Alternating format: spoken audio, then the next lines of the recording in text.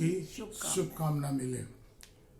आज हम लोग आपके सम्मुख आते हैं इस नए वर्ष के बारे में बातचीत करने के लिए कि नया वर्ष हम लोगों के लिए किस तरह का होना चाहिए, क्या नयापन आना चाहिए। प्यारे भाइयों बहनों, देखिए कुछ लोग कहते हैं कि पुराना साल चला गया है और हमारे जीवन का एक वर्ष खत्म हो गया है। ये एक नकारात्मक बात है, लेकिन सकारात्मक बात क्या है कि कुछ लोग कहते हैं ठीक है, अब नया वर्ष आया है और इस नए वर्ष में हमको बहुत कुछ करना है। जो चीज़ें हम लोगों ने पिछले वर्ष नहीं करी, जो हमारे वायदे, जो कस्में हमने खाए थे, अगर उसको हम पूरा नहीं कर पाए तो उसको हम पूरा कर पाएंगे। ये सकारात्मक बात है।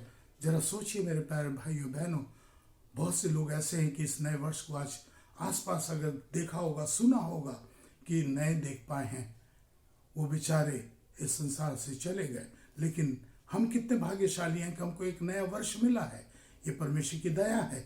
हम चाहते हैं इस बात को ना भूल जाएं कि परमेश्वर की ओर से अब नया वर्ष मिला है और हम इस नए वर्ष में बहुत कुछ कर सकते हैं जो हम लोग पिछले वर्ष में नहीं करा। ना भूलें इस उपकार को। तो आइए हम लोग देखना चाहेंगे कि हमारे इस नए वर्ष में हमें क्या क्या करना चाहिए और कैसा नया वर्ष होना चाहिए। पहली बात हम लोग देखना चाहेंगे कि सबसे प्रथम कि हम परमेश्वर को धन्यवाद दें। परमेश्वर का वचन हम लोग को क्या कहता है? हे यहोवा परमेश्वर जी, मैं अपने पूर्ण मन से तेरा धन्यवाद मैं पूर्ण मन से तेरा धन्यवाद मैं तेरा सब आश्चर्य कर्मों का वर्णन करूंगा। सारे आश्चर्य कर्मों का मैं वर्णन करूंगा। व्हाट आश्चर्य कर्म क्या है कि हमको नए वर्ष में प्रवेश कर दिया। पूरे मन से क्या है? पूर्ण मन से मैं परमेश्वर तेरा धन्यवाद करूंगा क्योंकि तूने मुझे नए वर्ष में प्रवेश कराया। और क्या कहता है परमेश्वर का वचन? यहोवा का धन्यवाद करो क्योंकि वो भला है और उसकी करुणा सदा की है। उसकी करुणा सदा की है। ये एक बहुत बड़ी बात है। सच में ये परमेश्वर की करुणा है। परमेश्वर ने हमको ये नया वर्ष दिया है और ये उसी की भलाई है, उसी की करुणा है। तो हम इस वर्ष में हमेशा परमेश्वर को धन्यवाद दें उसकी करुणा और उसकी भलाई के लिए। दूसरी बात जो हम लोग देखना चाहते हैं और वो ये है कि हमारा नया वर्ष कैसा होना चाहिए? अच्छाई का और भलाई का होना चाहिए। परमेश्वर का वचन क्या कहता है? परमेश्वर का वचन ये कहता है, इस कारण एक दूसरे को शांति दो और एक दूसरे की उन्नति का कारण बनो। आप और मैं अपने जीवन में दूसरों के लिए शांति प्रदान करें, शांति दें, लड़ाई झगड़ा ना करें और दूसरों की उन्नति के लिए सोचें। अगर कोई मनुष्य उन्नति करता है उससे ईर्ष्या ना करें, लेकिन हम उसको खुशी मनाएं। और अगर वो उन्नति नहीं कर रहा है तो ये हमारा फर्ज है कि हम उसको उन्नति दें। और ये आगे कहता है कि उनके काम के कारण प्रेम के साथ उनको बहुत सी आदर के योग्य समझें।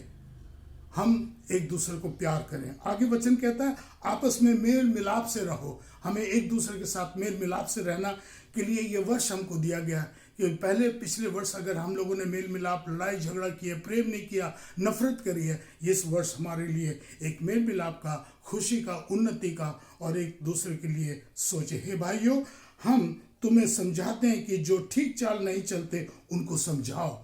जी हाँ, पिछले वर्ष बहुत लोगों ने, हमारे दोस्त हो सकते हैं, रिश्तेदार हो सकते हैं, पड़ोसी हो सकते हैं, बहुत सी गलतियां किए होंगी, अच्छी चाल नहीं चल रहे होंगे, गलत काम कर रहे होंगे। इस साल हम लोग उनको समझाएं, बताएं कि ये हमारे लिए ठीक नहीं है। आगे वचन ये भी कहता है उनको समझाओ जो कायरों के ढाढ़स दो। कायरों को ढाढ़स दो जो डरपोक हैं, जो आगे नहीं बढ़ पा रहे हैं, किस तरह से उनके जीवन में रुकावट है, उनको हम लोग तरीके के लिए ले जाएं। जो किस तरह की कमजोरी में है, जो काम नहीं कर पाते, गरीब हैं और जो असहाय हैं, उनकी हम लोग सहायता करें। आगे वचन ये कहता है सावधान, कोई किसी की बुराई के बदले बुराई ना करो। ये वर्ष हमारे लिए ऐसा होना चाहिए कि हम किसी के लिए बुराई ना करें, किसी के लिए बुराई सोचें नहीं, लेकिन बुराई के जगह हम भलाई करें और बुराई करके ना करके भलाई करें और भलाई करके लोगों के मन को जीत लें। ये वर्ष हमारे लिए क्या होना चाहिए? दूसरों की भलाई के लिए सोचें। फिर आपस में हम लोग एक दूसरे की चेष्टा करें कि उनको हम लोग उन्नति की ओर लेते चले जाएं। और ये वर्ष हमारे लिए क्या ऐसा होना चाहिए? निरंतर प्रार्थना का होना चाहिए। अगर हमने पिछले वर्षों में धार्मिक जीवन नहीं जिया है तो ये वर्ष हमारे लिए निरंतर प्रार्थना में लगे रहें और परमेश्वर को धन्यवाद दें, क्योंकि ये परमेश्वर की इच्छा है। परमेश्वर चाहता है कि हम आत्मिक जीवन जिएं और हम एक दूसरे के लिए भलाई करें, आनंद और सुख से रहें।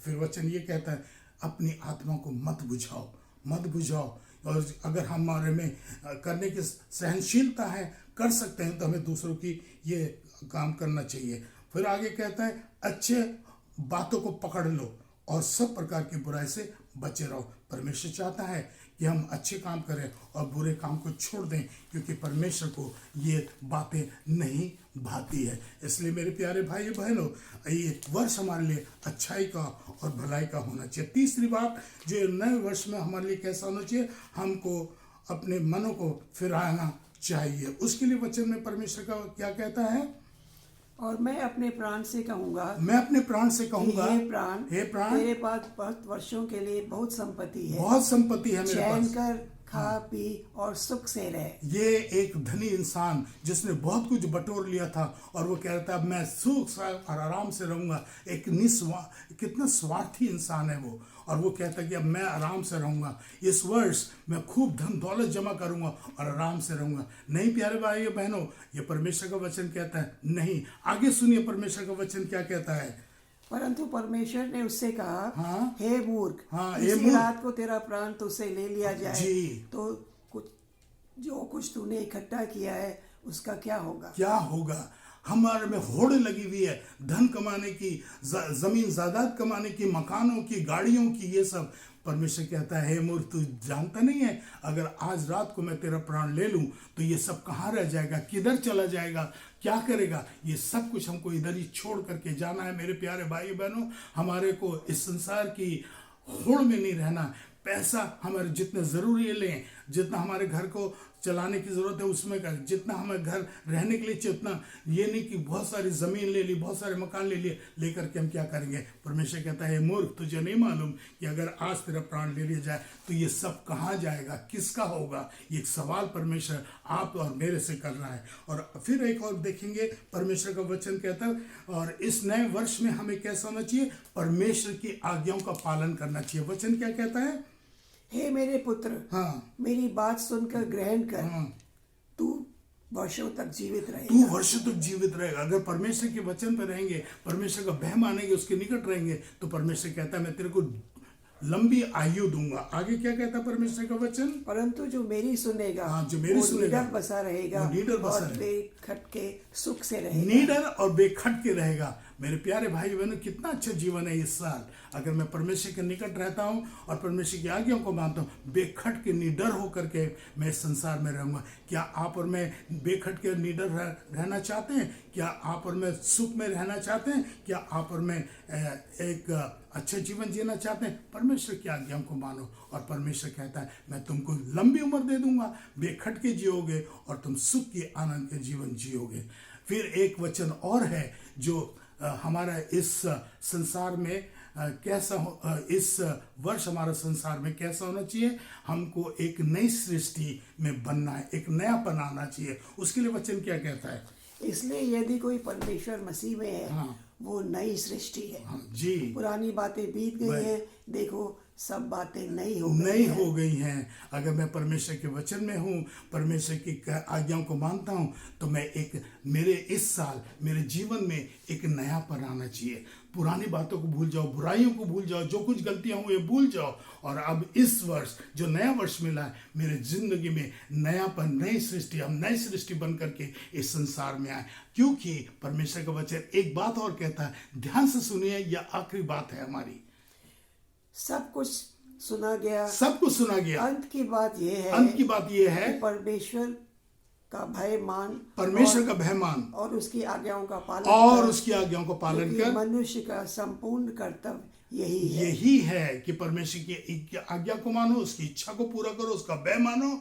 तो परमेश्वर की इच्छा यही है। अगर यही इच्छा पूरी होगी तो निडर होकर के, बेखटके होकर के और जीवन की आयु बढ़ा करके परमेश्वर हमको देगा। ये वर्ष हमारे लिए बहुत शुभ होगा अगर हम इन 4-5 बातों को याद रखेंगे।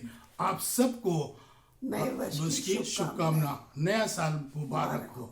धन्यवाद।